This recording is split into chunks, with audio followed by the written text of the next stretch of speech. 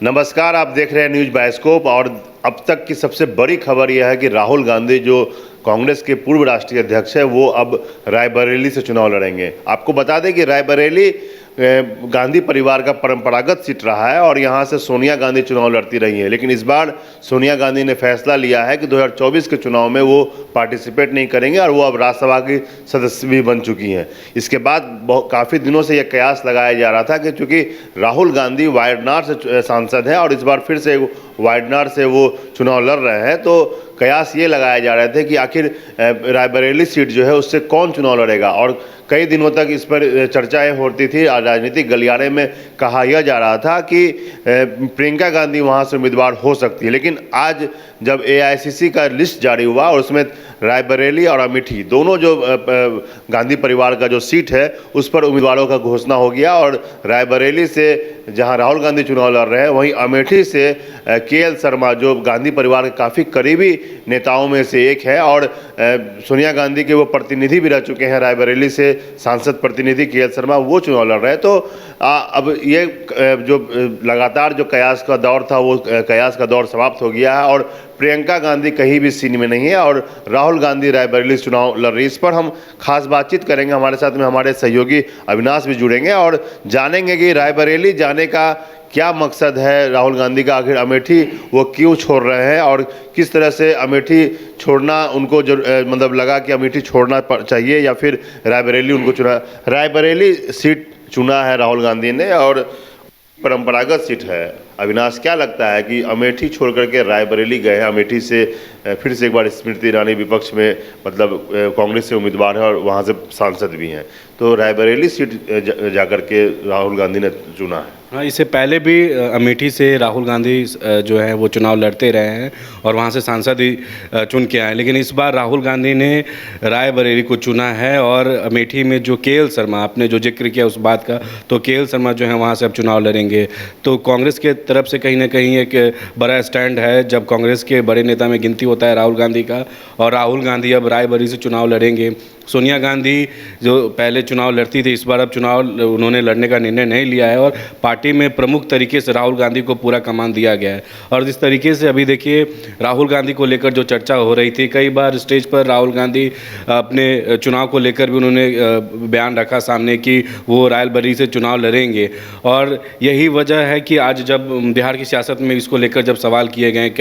कई सत्ता पक्ष के नेताओं से, जो जीतन राम मांझी जो पूर्व मुख्यमंत्री, उन्होंने ये कहा कि राहुल गांधी 2 नहीं अगर उससे ज़्यादा जगह पे भी चुनाव लड़ेंगे तो उनको हार का ही सामना करना पड़ेगा। तो विपक्ष तो सीधा हमलावर है और आज जब प्रचार करने के लिए तमाम विपक्ष के नेता जब निकल रहे थे एयरपोर्ट से, तो सबके अलग अलग तरह के बयान थे। क्या क्या बयान उन लोगों ने दिया? विपक्ष बिहार में जो सत्ता पक्ष में है वो लोग, जो जीतन राम मांझी जो आपने बात कही, हम पार्टी के जो है वो बड़े नेता रहे हैं और अभी एनडीए सरकार में हैं, और जिस तरीके से जीतन राम मांझी ने ये बात कहा है कि राहुल गांधी चाहे वो किसी भी सीट से चुनाव लड़ ले, चाहे वो रायबरेली क्यों ना हो या अमेठी क्यों ना, जनता अब उनके साथ नहीं है, चुनाव हारने वाले हैं। वहीं बिहार के 2 उप मुख्यमंत्री हैं अभी बिहार में, सम्राट चौधरी, विजय सिन्हा, इन तमाम नेताओं ने राहुल गांधी को लेकर कहीं ना कहीं ये बात कही है कि देखिए अभिषेक, ये जो अभी महागठबंधन बिहार में सरकार पहले चल रही थी, अभी विपक्ष में है, और ये जो इंडिया अलायंस है जिसके बड़े नेता राहुल गांधी कहलाए जाते हैं, और बिहार में तेजस्वी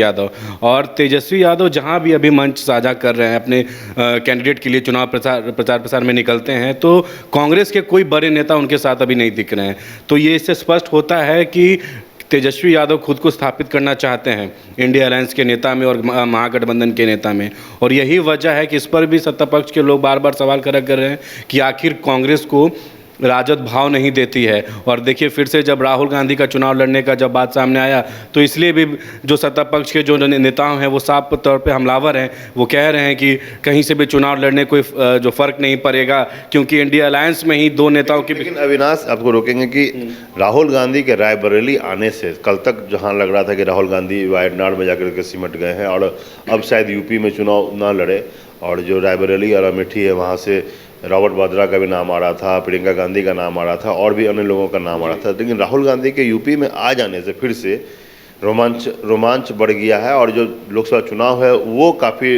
मतलब जो प्रतिस्पर्धा है वो काफ़ी तेज होगा। और जो विपक्ष में जो यानी कि जो एनडीए के उम्मीदवार हैं उनके लिए परेशानी बढ़ेगी? बिल्कुल देखिए, परेशानी एनडीए के कुनबे में बढ़ेगी। जिस तरीके से राहुल गांधी का एक अपना वोट बैंक है, कांग्रेस के बड़े लीडर में उनका हमेशा गिनती होता है, और जब वो रायबरेली से उन्होंने जब निर्णय लिया है कि वहाँ से वो चुनाव लड़ेंगे, तो कहीं ना कहीं एनडीए के लिए एक चुनौती भी होगा, क्योंकि अच्छा पकड़ है। सोनिया गांधी भी वहाँ पर लीडर रह चुकी हैं, और ऐसे में गांधी परिवार का अगर बात करें तो रायबरेली से जब राहुल गांधी कदम रखेंगे, चुनावी मैदान में रहेंगे, क्योंकि उन्होंने तो निर्णय ले लिया है, तो ऐसे में अब जो नामांकन भी हो गया, नामांकन भी कर दिए हैं, और जिससे ये साबित होता है, और ये ज़रूर कहीं ना कहीं जो एनडीए के जो लोग हैं, जो नेता हैं, उनके मन में एक टेंशन बढ़ी रहेगी, क्योंकि राहुल गांधी जिस तरीके से जहां उनका कुनबा ज़्यादा बड़ा है, और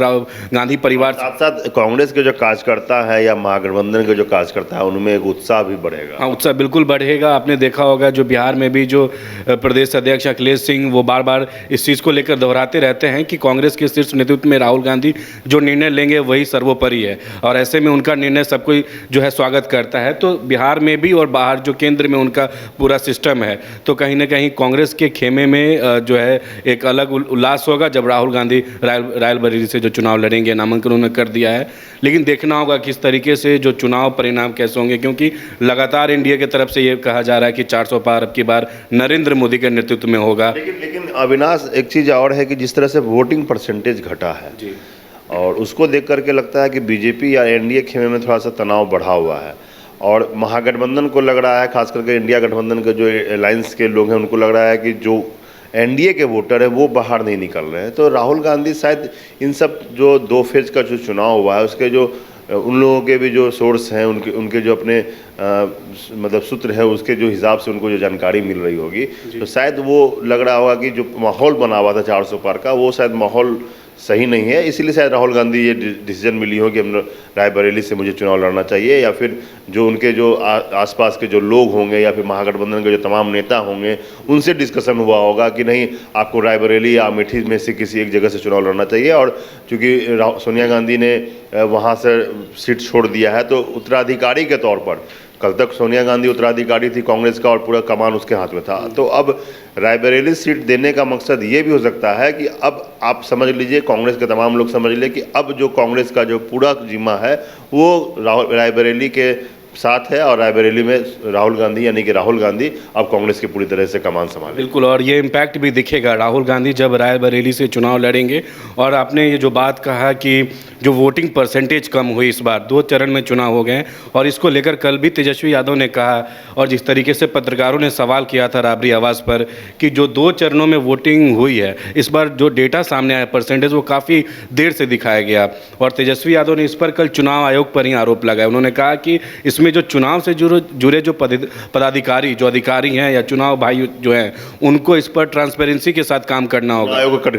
कटघरे में उन्होंने खड़ा किया एक तरीके से, क्योंकि तेजस्वी ने कल ये बात कहा कि पहले जब भी वोटिंग होती थी तो रात के 9 बजे तक सब कुछ क्लियर हो जाता था, और जो जिस तरीके का माहौल इस बार बन रहा है, 5% कम वोटिंग हुई पिछले लोकसभा चुनाव से, इस पर भी अब तेजस्वी कह रहे हैं कि एनडीए से जो लोग नाराज हैं वो अब वोटिंग नहीं दे रहे, हमारे पक्ष में वोटिंग जा रहा है। और तेजस्वी ने चुनाव आयोग पर एक तरीके से उन्होंने कटघरे पर रखा और कहा कि यही ट्रांसपेरेंसी अगर चुनाव आयोग काम करे तो सही होगा, नहीं तो लोगों को मैनिपुलेशन करने का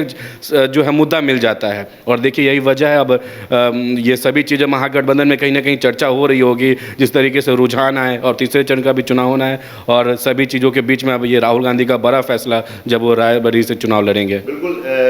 राहुल गांधी के लिए एक बड़ा फैसला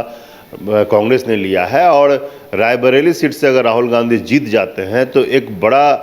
कहें कि जीत मानी जाएगी कांग्रेस के लिए, और परंपरागत सीट रही है, और राहुल गांधी अगर रायबरेली से जीतते हैं तो एक नया एनर्जी कांग्रेस के लोगों को मिलेगा खास करके, और इंडी गठबंधन में तमाम जो घटक दल है उनमें भी एक मैसेज जाएगा कि नहीं, राहुल गांधी अब फिर से काम कर रहे हैं, और अब तो जीत या हार अपने वक्त तय करेगा। 4 जून को जब रिजल्ट होगा तो तय होगा, लेकिन इतना ज़रूर है कि राहुल गांधी ने रायबरेली से दावा ठोक करके एक बार फिर से सियासत हलचल तेज कर दी है। कमाल करते हो जी, बच्चे घूमने की इतनी जिद कर रहे हैं और तुम हो कि तुम्हें फुर्सत ही नहीं मिल रही। अब इतनी गर्मी में जाए तो जाए कहाँ? इस गर्मी में मस्ती और फन का आ गया है परफेक्ट डेस्टिनेशन वाइल्ड वादी, जहां है water park, bird park, flower park, trampoline park, amusement park, 250 feet लंबा जिप लाइन और क्रिकेट स्टिमुलेशन का खूबसूरत नजारा। वाइल्ड वादी, 10 माइल चौक, रांची। वाइल्ड वादी यानी अनलिमिटेड फन और अनलिमिटेड मस्ती। 26 वर्षों में 17,000 से अधिक डॉक्टर बना चुका बिहार एवं झारखंड के छात्रों एवं अभिभावकों के बीच सर्वाधिक विश्वसनीय एवं लोकप्रिय संस्थान गोल, नेशंस लीडिंग इंस्टीट्यूट। हमारा विश्वास गोल के साथ।